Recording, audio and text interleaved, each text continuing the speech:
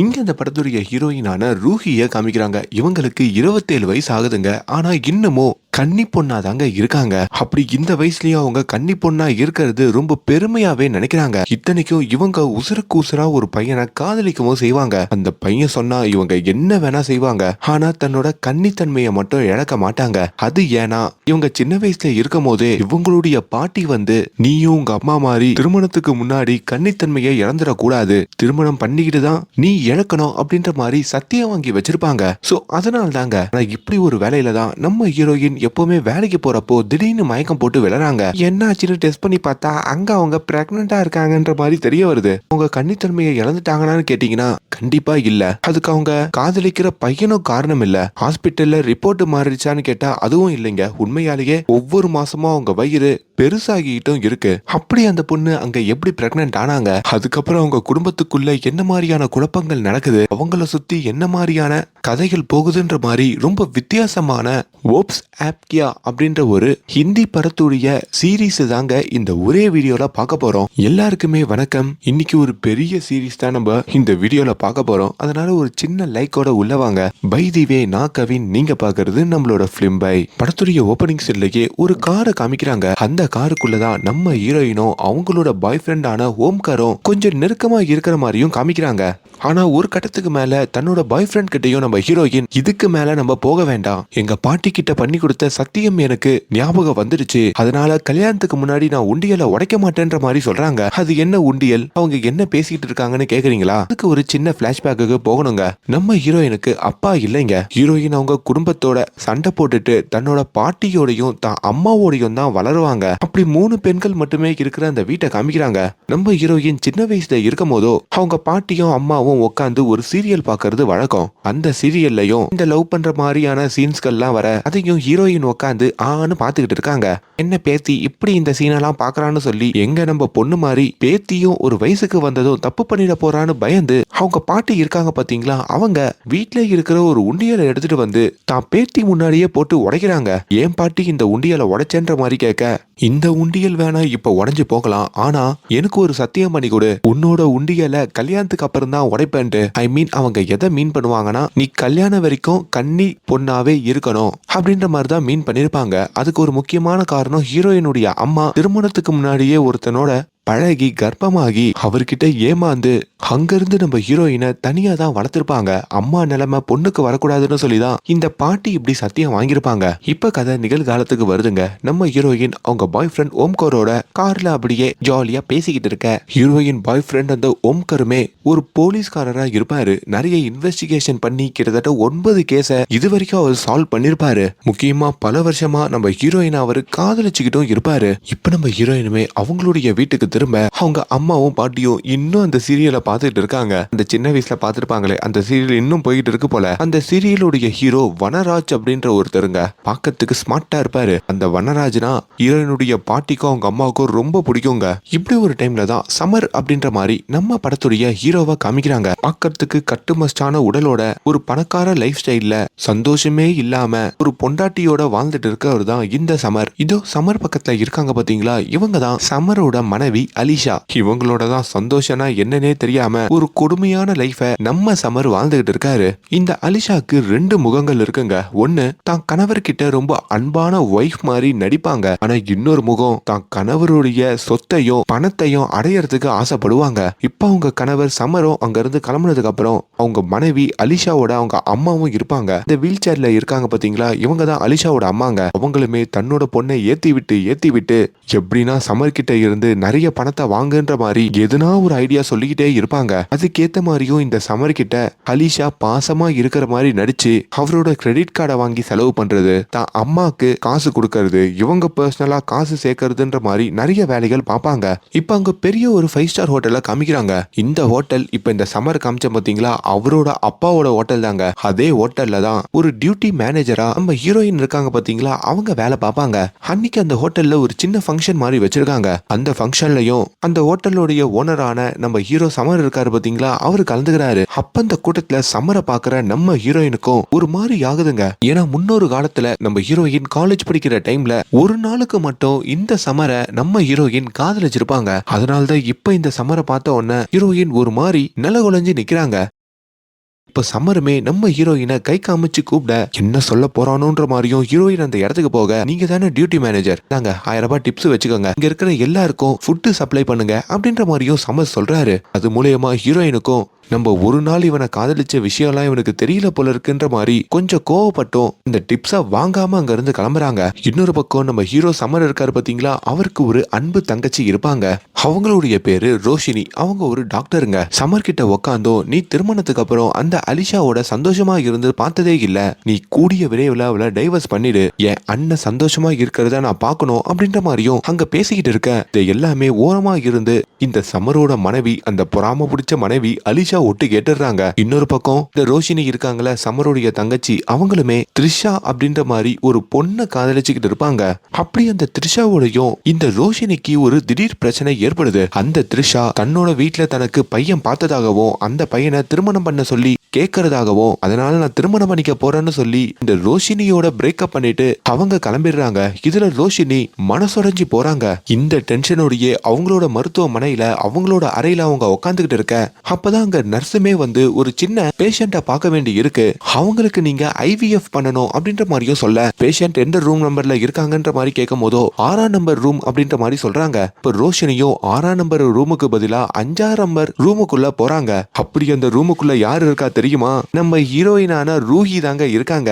ரோஷினி அந்த 6ஆம் நம்பர் ரூம்ல இருக்கிற பேஷண்ட்டுக்கு ஆர்டிபிஷியல் இன்செமினேஷன் பண்றதுக்கு தான் போவாங்க. அதாவது உங்களுக்கு புரியுற மாதிரி சொல்லணும்னா, ஒரு டாக்டர் ஒரு கணவர் கிட்ட இருந்து கிடைக்கிற அவருடைய அணுக்கள் இருக்கு பாத்தீங்களா, அத அவரோட மனைவிக்கோ இல்லனா ஒரு வாடகை தாய்க்கோ அதை இன்ஜெக்ட் பண்ணி அந்த அணுக்கள் மூலமா அந்த பெண் குழந்தை பெத்துக்க முடியுங்க. அதுக்காக தான் 6ஆம் நம்பர் ரூமுக்கு நம்ம ரோஷினி போவாங்க.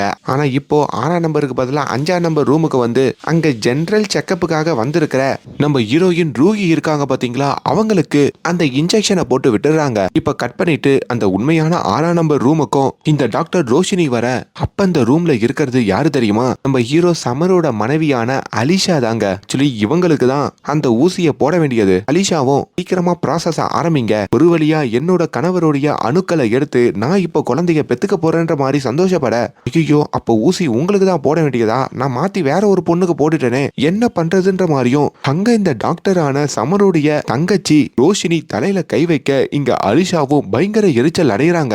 அதே வேளையில இங்க நம்ம ஹீரோயின் ஒரு பையனை காதலிப்பாங்கல்ல, ஓம்கரண்ட், அவனுமே அவனுடைய போலீஸ் டீமை கூப்பிட்டுக்கிட்டு ஊருக்குள்ள இந்த போதைப் பொருட்களை விற்கிற ஒருத்தரை பிடிக்கிறதுக்காகவும் போறாரு. ஆனா அங்க அவரோட அடியாள் மட்டும் தாங்க மாற்றாரு. அவர்கிட்ட இருந்து சில போதைப் பொருட்கள் எல்லாம் அவர் கைமுதல் பண்ண, இதுக்கு எல்லாத்துக்கும் யாரு சப்ளையர், எல்லாம் யாரு வழி நடத்துறதுன்ற மாதிரி கேட்கும் போதோ மாயாசா அப்படின்ற ஒரு பேரையும் அவர் அங்க சொல்றாரு. அந்த மாயாசா தான் இந்த படத்துடைய வில்லங்க, அவரை நான் பார்த்ததே இல்ல அப்படின்ற மாதிரியும் அங்க மாட்டினவர் சொல்ல, இப்ப அங்க மாட்டினவரையும் இந்த ஓம்கர் ஸ்டேஷன்ல கூட்டிட்டு வந்தோம் வைக்கிறாரு. இங்க நம்ம ஹீரோயின் ரூஹி இருக்காங்கல்ல, அவங்க அவங்களோட ஹோட்டல்ல வேலை பார்த்துட்டு இருக்கும் போது திடீர்னு மயக்கம் போட்டு விழறாங்க.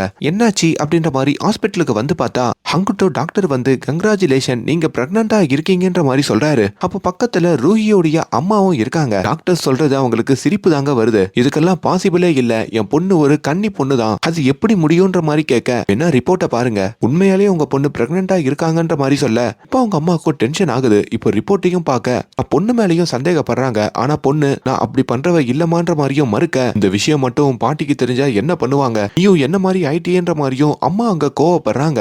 அப்பதாங்க நம்ம ஹீரோயின் அந்த டாக்டர் ரோஷினி கிட்ட செக்கப்புக்கு போயிருப்பாங்கல்ல, அவங்களுடைய ஞாபகம் வருது. அவங்களுடைய கிளினிக்கு போய் பார்க்கலான்ற மாதிரியும் முடிவு எடுக்கிறாங்க. அதே வேளையில இங்க அந்த ரோஷினி இருக்காங்கல்ல, அவங்க அவங்களுடைய பிரதரான சமர் கிட்டையும் அந்த சமரோட மனைவி அலிஷா கிட்டையும் அந்த ஊசி மாறி போன விஷயமும், அப்படியும் மனைவிக்கு போட வேண்டிய ஊசிய வேறு ஒரு பொண்ணுக்கு போட்டுட்டேன்ற ஒரு உண்மையை சமர்கிட்டையும் போட்டு உடைக்க, இதுல சமரும் அவங்க மனைவி அலிஷாவும் பயங்கர கோவப்படுறாங்க.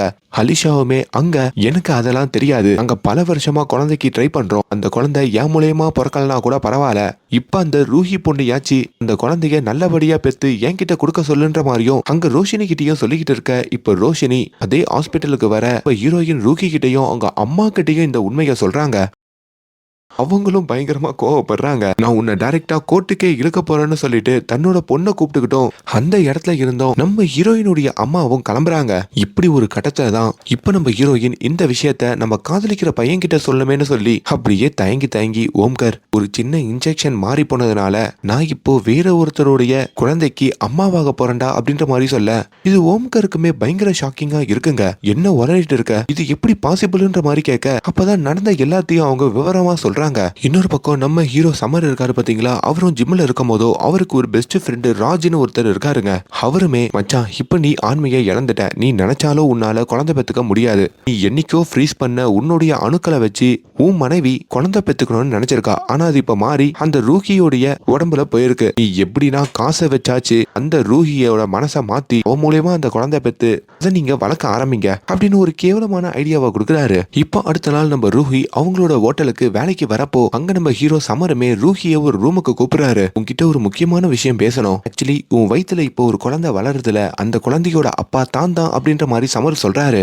அங்க நம்ம ஹீரோயினுக்கும் பயங்கர கோவம் வருதுங்க. அப்பதான் ஒரு சின்ன பிளாஷ்பேக்கை காமிக்கிறாங்க. 2016 ஒரு நாள் மட்டும் நம்ம ஹீரோயின் இந்த சமரை காதலிச்சிருப்பாங்கன்னு சொன்னல, அது எப்படின்னா அவங்க ஒரு பீச் ரெசார்ட்ல தங்கியிருப்பாங்க. அந்த ரெசார்ட்டுக்கு இந்த சமரும் வந்திருப்பாரு. அப்பதான் பேசி பழகி இந்த சமரை காதலிச்சிருப்பாங்க. அப்படி முதல் வாட்டி அவங்க இந்த சமரை முத்தமிட்டிருப்பாங்க. அதனால்தான் அதை இன்னும் ஞாபகம் வச்சிருப்பாங்க. நான் இப்போ ஓம்கர்னு ஒரு பையனை உசுருக்கு உசுரா காதலிக்கிறேன், என்னால எப்படி உன்னோட குழந்தைய பெத்து உனக்கு கொடுக்க முடியும், அது என்னால பண்ணவே முடியாது. ஒண்ணு நான் இந்த குழந்தைய பெத்து நானே வளர்க்கணும், அப்படி இல்லைன்னா கலைச்சிடணும், அது எதுன்னு நானே முடிவு பண்ணிப்பேன், நீலாம் இதுல தலையிடக்கூடாதுன்னு சொல்லிட்டோம். அங்க இருந்து கோவமா கிளம்பிடுறாங்க.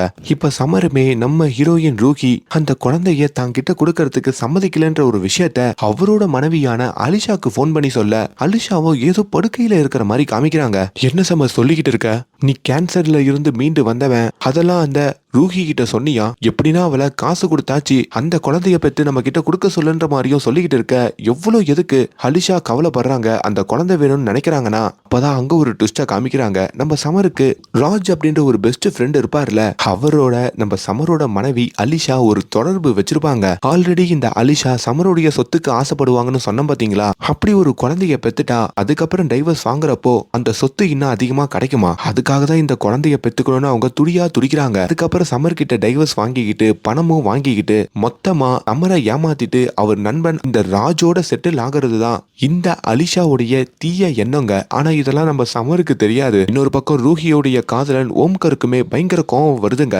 ரூஹி வீட்டுல இருக்கும் போதும் நீ அந்த குழந்தைய கலைச்சிடு அப்படின்ற மாதிரி அந்த குழந்தை ரிலேட்டடா பேச வராரு. அப்படி இவங்க பேசிட்டு இருக்கிறது எல்லாமே நம்ம ஹீரோயினுடைய பாட்டி ஒட்டி கேட்டுறாங்க. வருது பாருங்க அவங்களுக்கு கோவம். என்கிட்ட சத்தியம் வாங்கினதுக்கு அப்புறம் கூட நீ உண்டியல உடைச்சிட்டல, அப்ப இந்த சத்தியம் அவ்வளவுதானா, உங்க அம்மாவும் இப்படிதான் அவளோட 19 வயசுல பிரெக்னண்டா வந்து நின்னா இந்த குழந்தைக்கு அப்பா யாருன்னு கேட்கும் போதோ அவன் விட்டுட்டு போயிட்டான்னு உங்க அம்மா சொன்னா, இந்த நிலைமை இப்போ உனக்கும் வந்துருச்சுலன்ற மாதிரி எல்லாம் பேசிக்கிட்டு இருக்க. இப்பதான் ஹீரோயினும் தனக்கு ஆன அந்த விபத்தை அவங்க பாட்டி கிட்டையும் சொல்றாங்க.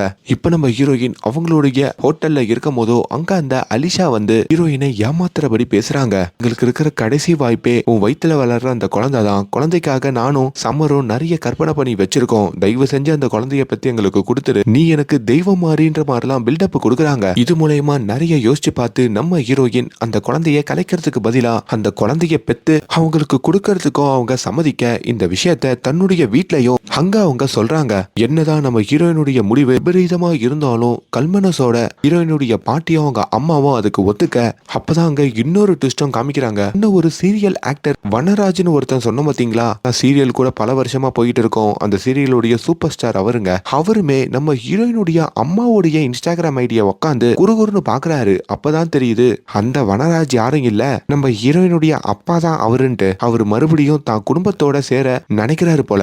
இங்க ஹீரோயினும் அந்த ஓம்கார் கிட்ட வந்து நான் ஒரு முடிவு எடுத்திருக்கேன், அதாவது இந்த குழந்தைய நான் பெத்துக்க தான் போறேன், ஏன்னா எங்க அம்மாவும் ஒரு சிங்கிள் லேடியா இருந்துதான் என்ன பெத்துக்கிட்டாங்க, எங்க அம்மா இப்படி ஒரு விஷயம் நினைச்சு சின்ன வயசுல என்ன கலைச்சிருந்தா நான் இப்போ உனக்கு கிடைச்சிருக்க மாட்டேன்ல, அப்படி நம்ம எதுக்கு இந்த குழந்தைய அழைக்கணும், இந்த குழந்தைய பெத்து அவங்களுக்கு கொடுத்துட்டு நம்ம புது வாழ்க்கையை ஆரம்பிக்கலான்ற மாதிரியும் தன்னோட பாய் ஃப்ரெண்ட் ஓம்காரை அவங்க கன்வின்ஸ் பண்ண அதுக்கு அவரு கன்வின்ஸ் ஆகுறாரு. இன்னொரு பக்கம் இந்த ஹீரோடைய ஃப்ரெண்டு ராஜ்னு ஒருத்தன் சொன்ன பாத்தீங்களா, அவனுமே முன்ன சீன்ல இந்த ஓம்கார் கைது பண்ண அந்த மோசமான கைதிய ஸ்டேஷன்ல இருந்து கூட்டிட்டு வராருங்க. அப்பதான் அங்க நடக்கிற நிறைய இல்லீகல் பிசினஸ்ல இந்த ராஜுக்கும் ஒரு தொடர்பு இருக்குன்ற மாதிரி உங்களுக்கு தெரிய வருது. இந்த குழந்தைய நம்ம ஹீரோயின் கொடுக்கறத ஒரு அனௌன்ஸ்மெண்டா நம்ம சமரும் அவங்க மனைவி அலிஷாவும் பண்ணோம்னு நினைக்கிறாங்க. அதுக்காக 5 ஸ்டார் ஹோட்டல்ல ஒரு மிகப்பெரிய பார்ட்டியையும் ஏற்பாடு பண்றாங்க. இங்க நம்ம ஹீரோயினுடைய அம்மா இருக்காங்கல்ல, அவங்க வீட்டுல இருக்கும் போதோ அவங்கள பாக்குறதுக்கு அந்த ஆக்டர் வனராஜ் வராரு. 20 வருஷத்துக்கு முன்னாடி உனக்கு பண்ண துரோகத்துக்கு என்ன மன்னிச்சிரு, நீங்க இல்லாம உங்க குடும்பம் இல்லாம என்னால வாழ முடியல, எனக்கு என் பொண்ணை பார்க்கணும், உன்னை கூடயே வச்சுக்கணும்னு ஆசைப்படுறேன்ற மாதிரிலாம் சொல்ல, ஆனா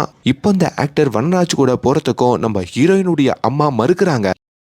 இந்த வனராஜுக்கு அப்ப திருமணம் ஆகலையான்னு கேக்குறீங்களா? அவருக்கு திருமணம் ஆயிருக்குங்க. அவர் 20 வருஷமா ஒரே சீரியல்ல நடிக்கிறார்ல, அந்த சீரியல்ல தான் கூட நடிக்கிற ஒரு பெண்ணை தான் திருமணம் பண்ணிருக்காரு. ஏன்னா அந்த சீரியல்ல அவங்க தான் ஜோடிகள். ஆனா திருமணத்துக்கு அப்புறம் அவங்க ஜோடிகளா இருக்க மாட்டாங்க. அது ஒரு ஃபேக் மேரேஜ் மாதிரி தான் இருக்கும். இன்னொரு பக்கம் இந்த ராஜ் இருக்கார்ல, ஹீரோவுடைய நண்பன், அவருமே நம்ம சமரோட மனைவி அலிஷாவோட உட்காந்து ஈவினிங் அந்த பார்ட்டியில நீ எப்படி பேசணும்ன்ற மாதிரி அவங்களுக்கு நடிப்பு சொல்லி கொடுத்துட்டு இருக்காரு. அப்படியே இவங்க 2 பேரும் கொஞ்சம் நெருக்கமாகி பக்கத்துல எல்லாம் வராங்க. அப்பதான் அது தூரத்துல இருந்து ஒருத்தர் பைனாகுலரை வச்சு பாக்குறாருங்க. அந்த ஒருத்தர் யாருன்னா அந்த போலீஸ்காரரான நம்ம ஹீரோயினுடைய பாய் ஃப்ரெண்ட் ஓம்கார் தாங்க. அவர் ஏப்பா இதெல்லாம் கண்காணிக்கிறாருன்னு கேக்குறீங்களா?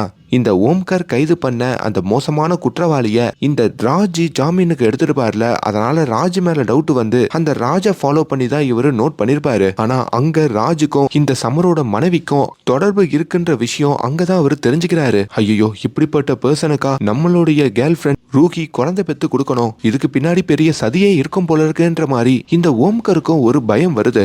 இப்ப இந்த பார்ட்டி ஆரம்பிக்கிறதுக்கு முன்னாடி ஒரு சின்ன செக்கிங்காக நம்ம ஹீரோயின் ஹாஸ்பிட்டலுக்கு வராங்க. அங்க ஹீரோயினோட குடும்பமும் இருக்கு, ஹீரோயினோட பாய் ஃப்ரெண்ட் ஓம்காரும் இருக்காரு. இன்னொரு பக்கம் இந்த குழந்தையோட அப்பா அம்மாவான சம்மரும் அவங்க மனைவி அலிஷாவும் வந்திருக்காங்க. டாக்டருமே டென்ஷன் ஆகி குழந்தையோட அப்பா மட்டும் இங்க இருங்கன்ற மாதிரி சொல்ல, சம்மரும் நிக்கிறாரு, ஓம்காரும் நிக்கிறாரு. நான் இந்த பொண்ணுடைய பாய் ஃப்ரெண்ட், நான் இந்த பொண்ணு வயிற்றுல வளர்ற குழந்தையோட அப்பான்ற மாதிரி சமர் சொல்ல, இப்ப சம்மரை மட்டும் அங்க இருக்க வச்சுட்டு எல்லாரையும் வெளியே அனுப்புறாங்க. அப்படி சம்மர் முன்னாடி செக்கிங் பண்றதுக்கும் நம்ம ஹீரோயினுக்கு ஒரு மாதிரி ஷையா இருக்குங்க.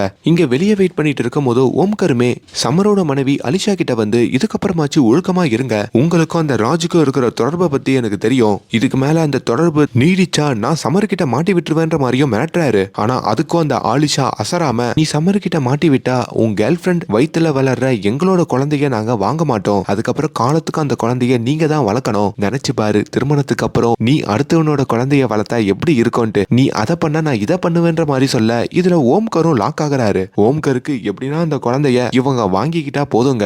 இப்ப நம்ம ஹீரோயின் செக்கிங் முடிச்சிட்டோம், ஓம்காரோட வண்டியில போயிட்டு இருக்க. நான் முன்ன சொன்ன பாத்தீங்களா, நம்ம ஹீரோயின் ஒரு சின்ன பொய் கூட யாருக்கும் சொல்ல மாட்டாங்கன்ட்டு. அப்படி ஒரு 7 வருஷத்துக்கு முன்னாடி நான் காலேஜ் படிக்கிற டைம்ல இப்ப என் வயித்துல வளர்ற அந்த குழந்தையோட அப்பாவான சமரை நான் பார்த்திருக்கேன். இன்ஃபேக்ட் நான் அவனை ஒரு நாள் மட்டும் காதலிச்சு அவனுக்கு முத்தமிடவும் செஞ்சிருக்கேன்ற மாதிரியும் தன்னோட பாய் ஃப்ரெண்ட் ஓம்கார் கிட்ட அவங்க சொல்றாங்க. இது ஓம்காருக்கு ஒரு மாதிரி ஆகுது. என்னைக்கோ நடந்த விஷயம், அது நீ என்கிட்ட மறைச்சிருக்கலாம், இதெல்லாம் எதுக்கு ஓப்பனா சொல்ற, என் மனசு ஒரு மாதிரி ஆகுதுன்ற மாதிரி ஓம்கார் வருத்தப்படுறாருங்க.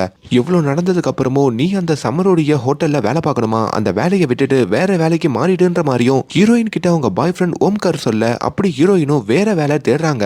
அப்பதான் நம்ம ஹீரோயினுடைய அம்மாவும் வந்து, நீ இந்த ஜாபை விடுறனா இந்த பிரெக்னன்சி டைம்ல வேற ஜாப் நீ தேடுறது கஷ்டமாயிடும், இப்ப இந்த ஜாப் உனக்கு ஒரு செக்யூரிட்டியை கொடுக்குது, அதனால இப்போதைக்கு நீ இந்த ஜாப்ல தொடரு, இதை நீ பாய் ஃப்ரெண்டுக்கு சொல்லியும் புரிய வைன்ற மாதிரி சொல்ல, இப்ப நம்ம ஹீரோயினும் ஓம்காருக்கு கால் பண்ணி இந்த விஷயத்த சொல்றாங்க. ஓம்காருக்கு அது சங்கடமா இருந்தாலும் அட்ஜஸ்ட் பண்ணி போறாருங்க. இப்போ ஓம்கார் வழக்கம் போல ஒரு பில்டிங்ல இருந்து இந்த ராஜ வாட்ச் பண்ணிக்கிட்டு இருக்க, அப்ப ராஜ் மறுபடியும் இந்த சமரோட மனைவி அலிஷாவோட பேசிக்கிட்டு இருக்காரு. அங்க அலிஷாவும், ராஜ் நம்மளோட விஷயம் வெளி உலகத்துக்கு தெரிஞ்சிருச்சு, நம்ம தொடர்பு வச்சிருக்கோன்னு எல்லாரும் பேச ஆரம்பிச்சிட்டாங்க, அதனால நம்ம இப்பயே இத துண்டிச்சிடலாம், நான் என் கணவருடைய வாழ்ந்துக்கிறேன்ற மாதிரியும் சொல்ல வர, ஆனா ராஜ் அங்க கோவப்படுறாரு. நீ இல்லாம என்னால வாழ முடியாதுன்னு சொல்லி அலிஷாவை கழுத்து பிடிச்சோ நெரிக்கிறாரு. இதுல அலிஷா பயந்து போறாங்க. உடனே ராஜ் கிட்ட, நான் சும்மா அது மாதிரி நடிச்சேன், நான் எதுக்கு உன்னை விட்டுட்டு போக போறேன்ற மாதிரி நடிச்சுட்டு அந்த இடத்த விட்டும் வெளியே வர, அப்படி அங்க ராஜ் நம்ம அலிஷாவோட கழுத்தை பிடிக்கும் போதோ அங்க அலிஷாவுடைய அருந்து கீழே விழுந்துருதுங்க. இதையுமே மேல இருந்து ஓம் ஓம்கார் பாத்துக்கிட்டு இருக்காரு. இன்னொரு பக்கம் ஈவினிங் அந்த பார்ட்டியும் ஆரம்பிக்க போகுது. அந்த பார்ட்டியில வச்சுதான் இவங்க அந்த குழந்தை விஷயத்த அங்க இருக்கிற எல்லாருக்கும் சொல்ல போறாங்க. அப்படி அந்த பார்ட்டியில ஒரு விபரீத சம்பவம் நடக்குதுங்க. என்னன்னு பார்த்தா மொட்டை மாடியில இருந்து ஒருத்தர் கீழே விழுறாரு. அந்த நபர் வேற யாரும் இல்ல, நம்ம சமருடைய பெஸ்ட் ஃப்ரெண்டான ராஜ் தாங்க. அப்படி அவரு ஒரு பிணமா வந்துதான் மொட்டை மாடியில இருந்து கீழே விழுந்து போய் சேர்றாரு. அப்படி அவரை யாரு போட்டு தள்ளுதுன்ற மாதிரியும் எல்லாரும் உறைஞ்சு போறாங்க. இப்ப நம்ம ஹீரோயின் தன்னோட பாய் ஃப்ரெண்டான ஓம்கார் கிட்ட வந்து நம்ம ரிலேஷன்ஷிப்பை நெக்ஸ்ட் ஸ்டெப்புக்கு கொண்டு போலாமா, எவ்வளவு நாள் உடைக்காம இருந்த என்னோட உண்டியல், அதாவது நான் உன் கூட நெருக்கமா இருக்கணும்னு ஆசைப்படுறேன், எப்படியோ என் வயித்துல குழந்தை உருவாயிடுச்சு, இதுக்கப்புறம் என் கன்னித்தன்மையை பார்த்துக்கிட்டு நான் என்ன பண்ண போறேன், உனக்கு ஓகேவான்னு கேட்க அங்க ஓம்காரும் குஷி ஆகுறாரு. நீ வேலை பார்க்குற 5 ஸ்டார் ஹோட்டல்லையே நம்ம ஒரு ரூமை எடுத்து அங்க சந்தோஷமா இருக்கலான்ற மாதிரியும் இவங்க ஒரு பிளான போட, அதே வேலையில தானே இந்த ஹோட்டல்ல இப்ப அந்த ராஜ்ன்ற நபர் போய் சேர்ந்திருப்பாரு. அந்த விஷயம் பூகம்பமா வெடிக்குது. நம்ம ஹீரோவோட அப்பா இருக்கார்ல, அவருமே ஹீரோ சமர் கிட்ட வந்து அந்த ராஜோட உடலை சீக்கிரமா அடக்கம் பண்ணு, அவனுக்கு இறுதி அஞ்சலி எல்லாம் ஒண்ணு செலுத்த வேணாம்னு சொல்ல, ஆனா சமருக்கு ராஜ் என் பெஸ்ட் ஃப்ரெண்டு, அவனுக்கு இப்படி ஆனதே எனக்கு ஷாக்கிங்கா இருக்கு, அவனோட உடலை ரெஸ்பெக்டடா அடக்கம் பண்ணணும்ன்ற மாதிரியும் பேசிட்டு இருக்காரு. இப்ப இந்த அலிஷா இருக்காங்க பாத்தீங்களா, அவங்க இந்த ராஜ் ரூம் வாசல்லையும் நின்னு ஏதோ குறுகுறுன்னு பாத்துக்கிட்டு இருக்காங்க. இத அந்த இன்வெஸ்டிகேஷன் ஆபீசரான ஓம்காரும் கவனிக்க, அலிஷாவை தனியா கூட்டிட்டு வந்தோம், அந்த ராஜோட நீதானே நெருக்கமா இருந்த, அந்த ராஜ நீதான் போட்டு தள்ளியான்னு கேட்க, அலிஷாவும் நான் ஏமாத்துவேன் பொய் சொல்லுவேன், ஆனா போட்டு தள்ளுற அளவுக்கு போக மாட்டேன், உண்மையாலேயே நான் இதை பண்ணல, வேற யாரோ தான் பண்ணிருக்காங்க, ஆனா நான் ராஜோட இருந்தது உண்மைதான், என்னோட செயின் ஒண்ணு அந்த ரூம்ல இருக்கு, அதை நீ எப்படின்னா எடுத்துக்கொடு, அப்படி இல்லைனா நான் அந்த குழந்தைய வாங்க மாட்டேன்ற மாதிரியும் அவங்க மிரட்ட.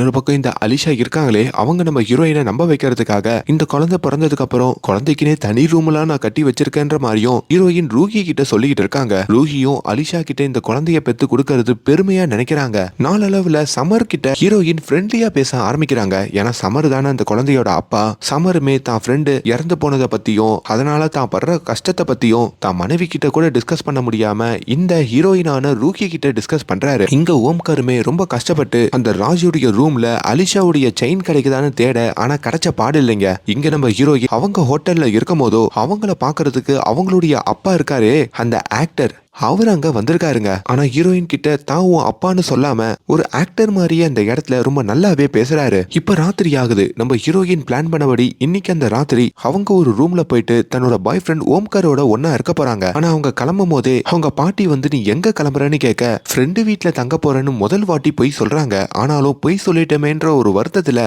நான் ஓம்காரோட ஒன்னா ரூம்ல இருக்க போறேன், நாங்க சீக்கிரமா கல்யாணம் பண்ணிக்க போறோம், அதனால்தான் கல்யாணத்துக்கு முன்னாடியே நாங்க அப்படி இருக்க போறோம்ன்ற மாதிரியும் உண்மையை அங்க ஓப்பனா சொல்லிடுறாங்க. இதுல என்னதான் ஹீரோயினுடைய அம்மாக்கு இது சந்தோஷமா இருந்தாலும் பாட்டி அங்க வருத்தப்படுறாங்க. அப்படி உண்மையை சொல்லிட்டு இப்ப அந்த ஹோட்டல் ரூமுக்கும் நம்ம ஹீரோயின் வராங்க. அப்படி அந்த இடத்துல ஓம்கரும் வர, ரெண்டு பேரும் ஒன்னா இருக்கலான்னு பக்கத்துல வர, அப்ப அந்த இடத்துக்கு அதாவது அதே ஹோட்டலுக்கு இந்த அலிஷா வந்திருக்காங்க. அதே ஹோட்டல்ல தானே இந்த ராஜ் தங்கி அந்த ரூம்ல இன்வெஸ்டிகேஷன் போயிட்டு இருக்கோம். அப்படி ராஜுடைய ரூமுக்கு வந்து அவங்க செயின் எடுக்கணும்னு நினைக்கிறாங்க. அதுக்காக அங்க இருக்கிற ஃபயர் அலாரமையும் அடிக்க விட்டுட்டு அவங்க அந்த ரூமுக்குள்ள நுழைய, இங்க ஹீரோயினும் இந்த ஓம்காரும் ஏதோ ஃபயர் அலாரம் அடிக்குதுன்னு சொல்லி அவங்க நினைச்ச விஷயத்த பண்ண முடியாம கீழே இறங்கியும் ஓடி வராங்க. நம்ம ரெண்டு பேரும் ஒன்னா இருக்கலாம்னு நினைக்கும் போதோ ஏதோ ஒரு தடங்கள் வருதுன்னா இது எனக்கு சரிப்பட்டு வரல, எவ்வளவு நாள் வெயிட் பண்ணிட்டோம், கல்யாணம் வரைக்கும் வெயிட் பண்ணுவோம், கல்யாணத்துக்கு அப்புறம் இப்படி இருப்போன்ற மாதிரியும் அங்க நம்ம ஹீரோயின் ஓம்கார் கிட்ட சொல்ல, ஓம்காரும் அங்க மண்டிக்கிட்டு அப்ப சீக்கிரமாவே திருமணம் பண்ணிக்கலாம், எங்க வீட்டுல வந்து உங்க அம்மா கிட்டயும் பாட்டி கிட்டயும் சம்பந்தம் பேச சொல்றன்ற மாதிரி ஓம்கார் சொல்றாரு. இப்ப நம்ம ஹீரோயின் சந்தோஷத்தோட தன் வீடு திரும்ப பாட்டி கிட்டயும் ஹோட்டல் ரூம்ல எங்களுக்குள்ள எதுவும் நடக்கல, நாளைக்கு ஓம்கார் சம்பந்தம் பேசுறதுக்காக வீட்டுக்கு வராருன்ற மாதிரி சொல்ல, அங்க பாட்டியும் அம்மாவும் நிகழ்ந்து போறாங்க. முக்கியமா ஹீரோயினோட அம்மாவும் தன்னோட வாழ்க்கை கேள்விக்குறியான மாதிரி நம்ம பொண்ணோட வாழ்க்கை ஆகல, நம்ம பொண்ணு இப்போ திருமணம் பண்ணிக்க போறான்னு சொல்லி ரொம்ப சந்தோஷப்படுறாங்க. இப்போ ஓம்காருமே அடுத்த நாள் தன்னுடைய அப்பா அம்மாவை கூப்பிட்டுக்கிட்டு நம்ம ஹீரோயினுடைய வீட்டுக்கு வர, ஆனா அந்த சம்பந்தம் நினைச்ச மாதிரி இல்லைங்க. ஓம்காரோடைய அப்பா அம்மா நம்ம ஹீரோயினுடைய அம்மாவுக்கு கணவர் இல்ல, ஆம்பளை இல்லாத வீடு, அப்படி இப்படின்னு சொல்லி ரொம்ப மட்டம் தட்டி பேசுறாங்க. இதுல ஹீரோயினோட வீட்டுல இருக்கிற எல்லாருக்குமே மனசங்கடம் ஆகுது. ஒரு நாள் நம்ம ஹீரோயின் தூங்கிக்கிட்டு இருக்கும் போதோ அவங்களுக்கு ஒரு பயங்கரமான கனவு வருதுங்க. அந்த கனவுல தான் நம்ம ஹீரோயினோட வாழ்க்கை முற்றிலுமா மாறுது. அப்படி நம்ம ஹீரோயின் இந்த சம்மர் இருக்கார்ல ஹீரோ அவரோட ஒன்னா ஒரு ரூம்ல இருக்கிற மாதிரி அவங்க கனவு காண்றாங்க. அதுல அவங்க ரொம்ப ஷாக் ஆகுறாங்க. இவனோட குழந்தைய நம்ம சுமக்கிறதுனால இந்த கனவு வந்துதா இல்ல உண்மையாலேயே அவங்க கூட பேசி நம்மளுக்கு அந்த ஃபீல் வந்துருச்சா அப்படின்னு அவங்களால முடிவெடுக்க முடியாம திணறாங்க. இப்ப நம்ம ஹீரோயினுமே இந்த ஓம்காரோட வந்து அவங்களுடைய ஜாதகத்தை பார்க்க, ஆனா ஓம்காருக்கும் அவங்களுக்கும் பொருந்தலன்ற மாதிரியும் அங்க ஜோசியர் சொல்றாரு. இப்ப நம்ம ஹீரோயின் ரூகி கொஞ்சம் டிஸ்டர்பா இருக்கிறதையும் இந்த ஓம்கார் கவனிக்கிறாரு. என்னாச்சுன்னு கேட்கும் போதோ ரூகி தான் பொய் சொல்ல மாட்டாங்களே, அப்படி நேத்து ராத்திரி என்னோட கனவுல இந்த சமரோட ஒன்னா இருந்த மாதிரி எனக்கு ட்ரீம் வந்துச்சுன்ற மாதிரி சொல்ல, இதுல ஓம்கார் பயங்கர டென்ஷன் ஆகுறாரு. நம்ம ஏதோ தப்பு பண்ற மாதிரி இருக்கு. இதுக்கப்புறம் ஓம்காருக்கு நம்ம உண்மையா இருக்கணும். சமரை நம்ம ஃப்ரெண்டா கூட பேசக்கூடாது, முற்றிலுமா அவாய்ட் பண்ணணும். அவன் குழந்தைய பெத்து கொடுத்துட்டு நம்ம போயிட்டே இருக்கணும்ன்ற ஒரு முடிவெடுத்து அவங்க வேலை பார்க்குற ஹோட்டல்ல சமரை பார்த்தா கூட மூஞ்ச திருப்பிக்கிறாங்க. ஆனா சமரே இப்போ ஹீரோயினோட வந்து பேசுறாங்க. இவங்க அவாய்ட் பண்ணணும்னு நினைச்சாலும் அங்க மறுபடியும் இவங்க சமரை இவங்க பாக்குறாங்க. அதுவும் இவங்க கண்ணுக்கு அந்த சமர் ரொம்ப அழகாவும் கவர்ச்சியாவும் தெரியுறான். இன்னொரு பக்கம் நம்ம ஹீரோயினுடைய பாட்டிக்கு அவங்க பொண்ணுடைய கணவர் யாரு அப்படின்ற மாதிரி தெரிஞ்சிருதுங்க. ஏண்டா என் பொண்ணை ஏமாத்துறன்னு சொல்லி அந்த ஆக்டர் இருக்காரு பாத்தீங்களா, அவரை ரெண்டுத்துல ஒண்ணு கேட்கணும்னு சொல்லி அவருடைய ஷூட்டிங் ஸ்பாட்டுக்கு அவங்க வராங்க. ஆனா அவர் அந்த இடத்துல பார்த்ததும் பாட்டியோட மனசு மாறுது. அந்த ஆக்டரும் பாட்டி கிட்ட வந்து ரொம்ப நல்லாவே பேச, உன் பொண்ணு ரூகிக்கு திருமணமாக போதுப்பா, சம்பந்தம் பேச வந்தவங்க அப்பா இல்லைன்னு சொல்லி ரொம்ப கேவலமா பேசிட்டாங்கப்பா, அவளுக்கு ஒரு அப்பா தேவைப்பான்னு சொல்ல, உடனே அந்த ஆக்டர் வனராஜும் நான் இருக்கேன் அப்படின்ற மாதிரியும் இந்த திருமணத்தை சூப்பரா நடத்தி வைக்கிறேன்ற மாதிரியும் சொல்றாரு. இன்னொரு பக்கம் இந்த ஓம்கருமே அங்க இருக்கிற ரூம்ல ஒரு முக்கியமான தகவலை கண்டுபிடிக்கிறாருங்க. அதாவது அந்த ராஜ் இறந்து போன அந்த ரூம்ல கதவுக்கு பக்கத்துல ஏதோ ஒரு வண்டியை வச்சு இடிச்ச மாதிரி ஒரு தடயம் இருக்கு. அப்படி ஓம்கர் அதை கண்டுபிடிச்சிட்டு ஹோட்டல்ல இருந்து வெளியே வர, அப்ப அந்த ஹோட்டல்ல வேலை பார்க்கற தன்னோட கேர்ள் ஃபிரெண்டான நம்ம ஹீரோயின் ரூஹி அந்த சம்மரோட மறுபடியும் பேசிட்டு இருக்கிறத கவனிக்கிறாரு. இவருக்கு பயங்கர எரிச்சல் ஆகுது. எப்ப பார்த்தாலும் நீ அந்த சம்மரோட எதுக்கு வலிஞ்சு பேசுற, நீ உண்மையாலே என்னதான் காதலிக்கிறியா இல்ல அவனை காதலிக்கிறியான்ற மாதிரியும் அங்கேயே சண்டை போட்டுட்டு போக, இதுல ரூஹிக்கு ஒரு மாதிரி ஆகுது. இத்தனை நாளா நம்ம கன்னித்தன்மையோட ஒரு கட்டுப்பாடா இருக்கிறதுனால தான் இப்போ திடீர்னு பிரெக்னன்ட் ஆன உடனே இந்த குழந்தையோட அப்பாவான சமர் மீதும் நம்ம பாய் ஃப்ரெண்ட் ஓம்கர் மீதுமே ரெண்டு விதமான காதல் உருவாக பாக்குது. நம்ம ஓம்கருக்கு தான் ட்ரூவா இருக்கணும், அதனால நம்மளுடைய இத்தனை வருட காமம் எல்லாத்தையுமே நம்ம ஓம்கருக்கு ஒரு கடிதமா போடணும்னு சொல்லி ஒரு லெட்டரையும் எழுதுறாங்க. அப்படி அடுத்த நாள் ஓம்காரையும் பார்த்து அந்த கடிதத்தை கொடுத்து, இதுக்குள்ள என்னோட எல்லா விதமான ஃபீலிங்ஸும் இருக்கு, இதை படிச்சிடு அப்படின்ற மாதிரியும் சொல்ல, ஆனா அதுல இந்த சம்மருடைய போட்டோ தாங்க இருக்கு. ஓம்கர் மறுபடியும் காண்டாகிறாரு. அப்பதான் இந்த லெட்டர் மாறி போன விஷயம் ஹீரோயினுக்கு தெரியுது. ஆக்சுவலி இவருக்கு கொடுக்க வேண்டிய அந்த கடிதத்தை தெரியாம அந்த சம்மருடைய டேபிள்ல வச்சுட்டு வந்துருவாங்க. இப்ப அதை எடுக்கிறதுக்கும் ஹீரோயின் அந்த இடத்துக்கு ஓட, அப்படி ஓம்கருக்கு கொடுக்க வேண்டிய கடிதத்தை உட்காந்து சம்மர் படிச்சுக்கிட்டு இருப்பாரு. அதை படிச்சு சம்மருக்கு இப்ப நம்ம ஹீரோயின் ரூஹி மேல ஒரு ஃபீலிங் வந்துடும்.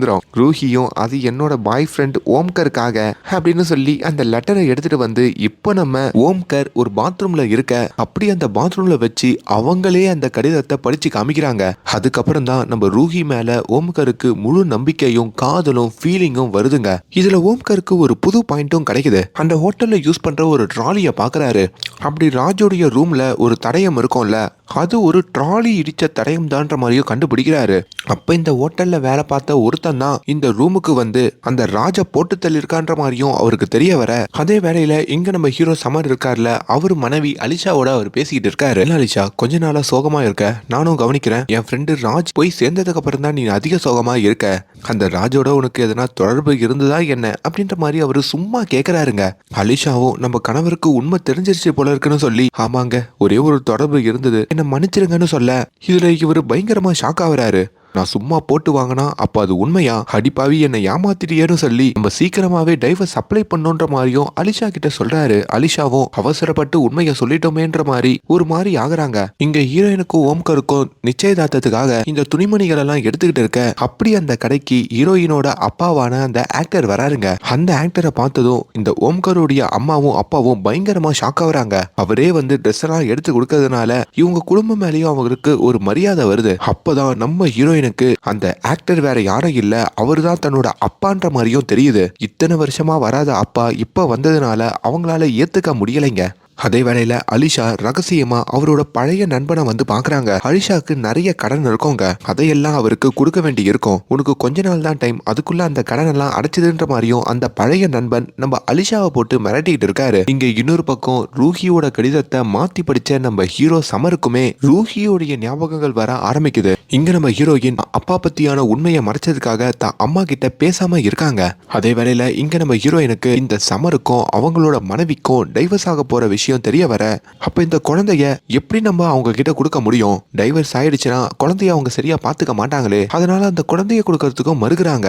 அப்பதான் சமர் நம்ம ரூஹி கிட்ட தனியா உட்காந்து கன்வின்ஸ் பண்றாரு, எனக்காச்சும் அந்த குழந்தைய கொடுத்துரு அப்படின்ற மாதிரியும் சொல்றாரு.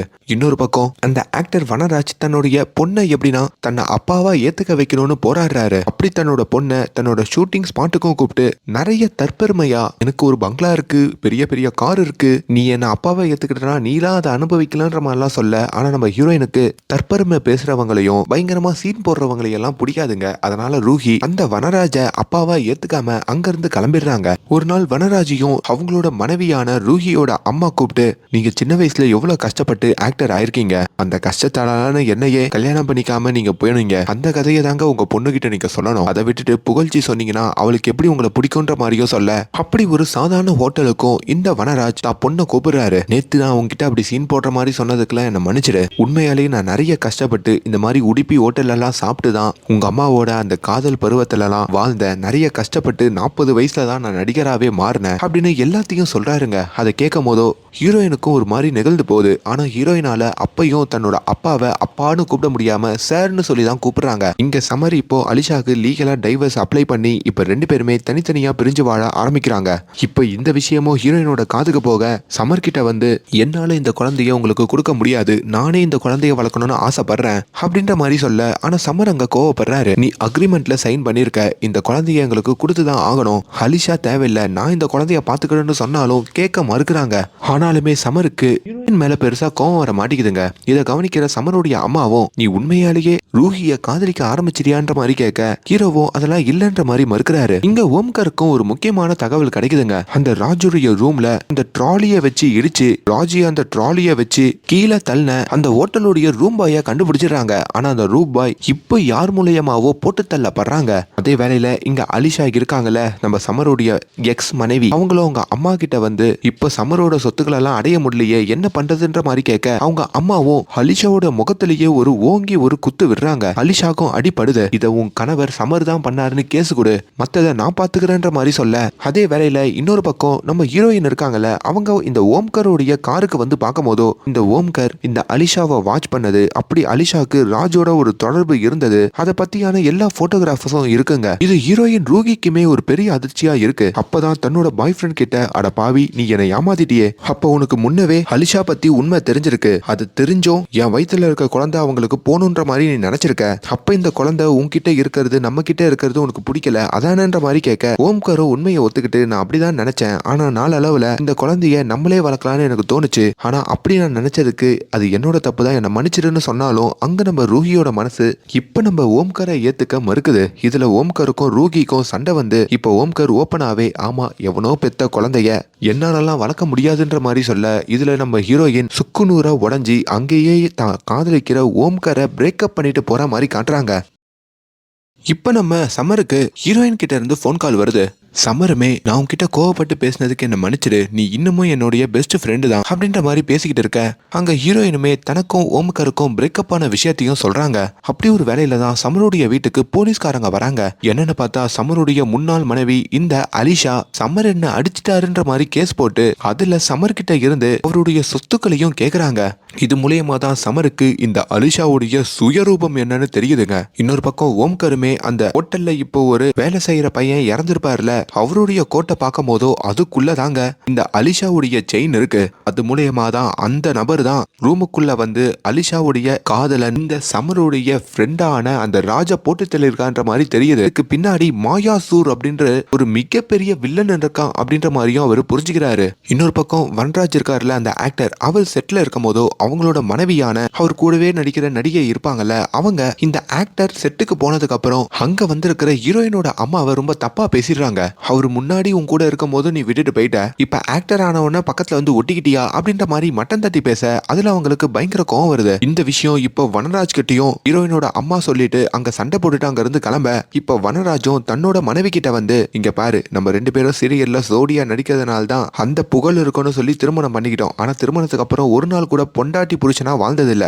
இப்ப நான் எனக்குன்னு ஒரு பொண்டாட்டி அமைச்சுக்கணும்னு நினைக்கிறேன். தயவு செஞ்சு அதுல தலையிடாதன்ற மாதிரியும் பயங்கரமா கத்துறாரு. இப்ப நாளளவுல நம்ம ஹீரோயின் அதே ஹோட்டல்ல இருக்கும் போதோ சமர் ஹீரோயினுக்காக நிறைய சாப்பாடு கொண்டு வந்து கொடுக்கறது, அப்படி ஹீரோயின் கூட ரொம்ப நல்லா பழகி பேசுறது, முக்கியமா ஹீரோயினுடைய குழந்தையோட செக்கிங்க்குலாம் இப்ப அவங்க பாய் ஃப்ரெண்ட் ஓம்கார் தான் பிரேக்கப் பண்ணிட்டு போயிருப்பார்ல, அதனால சமர் தாங்க கூட்டிட்டு போயிட்டு வராரு.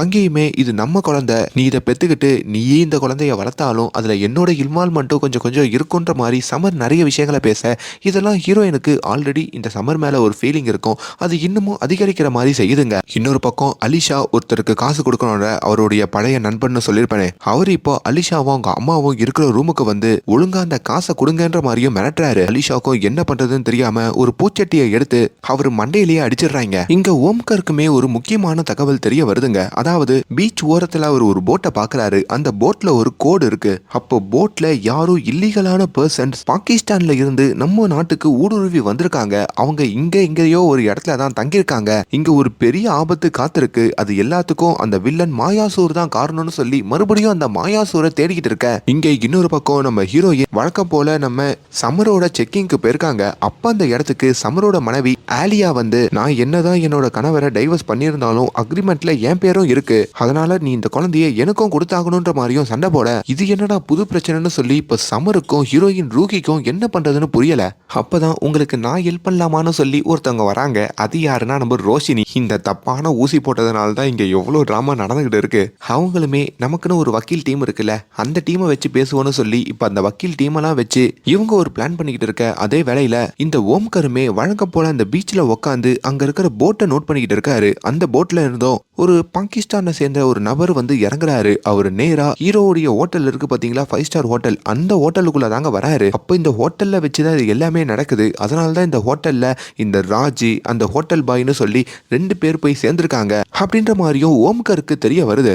இப்போ இந்த அலிசா இருக்காங்கல்ல, அவங்க கிட்ட ஹீரோயின், உங்ககிட்ட என்னோட குழந்தைய கொடுக்க நான் விரும்பல அப்படின்னு சொல்லிக்கிட்டு இருக்க. அலிசா அதுக்கு கோவப்படுறாங்க. என்னை பத்தி உனக்கு என்ன தெரியும்? நான் சம்மரோட ஒன்னா இல்லனாலும் நான் இங்கிலாந்துக்கு போய் படிச்சுட்டு வந்திருக்கேன், அங்க டிகிரி வாங்கியிருக்கேன், எனக்கு அந்த குழந்தைய பாத்துக்க முடியும்ன்ற மாதிரியும் பயங்கரமா கத்த. இதை எல்லாத்தையும் ஹீரோயினும் ரெக்கார்ட் பண்ணிட்டு வந்து இப்ப சமருக்கும் போட்டு காமிக்கிறாங்க. அதுல சமர் ஒரு முக்கியமான தகவல் எடுக்கிறாரு. இவ என்கிட்ட ஸ்பெயின்ல படிச்சவன்னு சொன்னா, ஆனா உன்கிட்ட இங்கிலாந்துல படிச்சிருக்கன்னு சொல்றா. உண்மையாலே இவ எங்க படிச்சிருக்கான்ற மாதிரி இந்த சமர் அவருடைய எக்ஸ் மனைவி அலிசாவுடைய சர்டிபிகேட்டை வச்சு அவங்க படிச்ச காலேஜை போட்டு காமிச்சா, அதுல உண்மையாலேயே அலிசான்ற ஒரு பேர்ல வேற ஒரு பொண்ணு தாங்க படிச்சிருக்காங்க.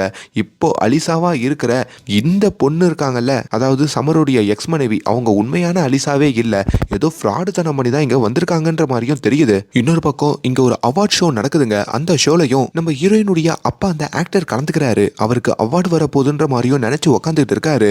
அவரு கூடவும் குடும்பமா நம்ம ஹீரோயின் அவங்க அம்மா அவங்க பாட்டின்னு வந்திருக்க. ஆனா அங்க வேற ஒருத்தருக்கு அவார்டு போகுதுங்க. அதுல இந்த ஆக்டர் ரொம்ப கஷ்டப்பட அதை பாக்குற ஹீரோயினுக்கும் ஒரு மாதிரி ஆகுது. அங்கதாங்க ஒரு 4 பேர் ஜட்ஜ் பண்றதை வச்சு இவரு தான் சிறந்த நடிகர்னு எப்படி சொல்ல முடியும்? எங்க அப்பா தான்ப்பா உலகத்திலேயே சிறந்த நடிகர், எங்க அப்பா மாதிரி வராதுப்பான்னு சொல்லி வார்த்தைக்கு வார்த்தை அந்த ஆக்டரை ஹீரோயின் அப்பா அப்பான்னு சொல்ல, அந்த இடத்துல தனக்கு கிடைக்காத அவார்டை பத்தி அந்த ஆக்டர் உட்காந்து ஃபீல் பண்ணாம தன்னோட பொண்ணு தானா அப்பான்னு சொல்லிட்டான்னு சொல்லி சந்தோஷப்படுறாரு. இங்க சமருக்கு அலிசா பத்தி ஒரு முக்கியமான தகவல் தெரிய வருது. அவங்க உண்மையான பேரு மோகினியா. இப்போ அலிசாவையும் சமரும் நம்ம ஹீரோயின் வந்து பார்த்து, என்ன மோகினி எப்படி இருக்க, உன்னோட ஹிஸ்டரிய பத்தி சொல்லவா, நீ மோகினின்ற பேரை அலிசா திவ்யா ஹேமான்னு மாத்திக்கிட்டு நிறைய ஆண்களை திருமணம் பண்ணிக்கிட்டு ஏமாத்தி அவங்க கிட்ட இருக்கிற பணத்தை கொள்ளையடிச்சிட்டு போயிடுவ, அதுக்கு உனக்கு ஒரு பழைய நண்பன் உதவியும் பண்ணுவான், இது நிறைய இடத்துல நீ பண்ணிருக்க, அங்கிருந்துலாம் தப்பிச்சிருக்க, இப்போ கடைசியில என்கிட்ட பண்ண வந்து இப்ப மாட்டிக்கிட்ட, இந்த உண்மையை நான் போலீஸ் கிட்ட சொல்லி உன்னை மாட்டி விடவா, அப்படி இல்லனா இதுக்கு மேல என் விஷயத்துல தலையிடாம நீயே போயிட்டனா தப்பிச்சிடலாம் அப்படின்ற மாதிரி சொல்ல, இப்போ அலிசாவும்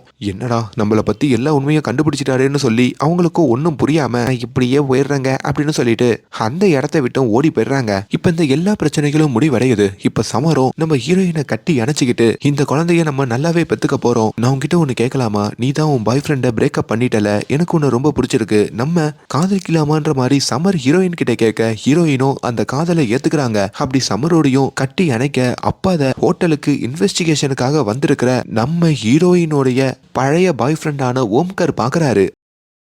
அவருக்கு ஒரு மாதிரி ஆகுதுங்க. இப்ப ஓம்கர் அந்த ஹோட்டல்ல தான் ஏதோ ஒண்ணு இருக்கு அப்படின்னு தேடி கண்டுபிடிச்சு அந்த ஹோட்டலுடைய சேர்மேனான ஹீரோ சம்மரோட அப்பாவோட ரூமுக்கு வந்திருப்பாரு. அந்த ரூம்ல சோதிக்கும் போதோ அங்க ஒரு ரகசிய அறை இருக்குன்ற மாதிரியும் ஓம்கர் கண்டுபிடிக்கிறாரு. அப்படி அந்த ரகசிய அறைக்குள்ள போய் பார்க்கும் போதோ அங்க 2 பிணங்கள் இருக்குங்க. அப்போ ஹீரோவுடைய அப்பா தான் அந்த மாயாசூரா, இந்த எல்லா வேலைகளையும் பண்றது அந்த மாயாசூர் தானான்ற மாதிரியும் அவருக்கு தெரிய வருது. அதே வேலையில ஹீரோயினுடைய பாட்டி இருக்காங்கல்ல, அவங்களும் அந்த ஹோட்டல்ல இருந்து வீட்டுக்கு போறதுக்கு முன்னாடி அங்க ஒரு ரூம் கதவு திறந்திருக்கு. அதை அப்படியே திறந்து பார்த்தா உள்ள இந்த சமருடைய முன்னாள் மனைவி இந்த அலிசா, அவங்க அம்மா, அதுக்கப்புறம் அந்த பழைய நண்பனை கடத்தி வச்சிருப்பாங்கல்ல, அதை எல்லாத்தையும் அந்த பாட்டி பாத்துடுறாங்க. ஐயோ அப்படின்னு சொல்லிட்டு அந்த பாட்டி அங்க இருந்து ஓடுறப்போ அங்க நம்ம அலிசாவுடைய அம்மா வந்து அந்த பாட்டிய படிக்கட்டுல இருந்து கீழே தள்ளி விட்டுறாங்க. அதுல அந்த பாட்டி கோமாக்கே போறாங்க.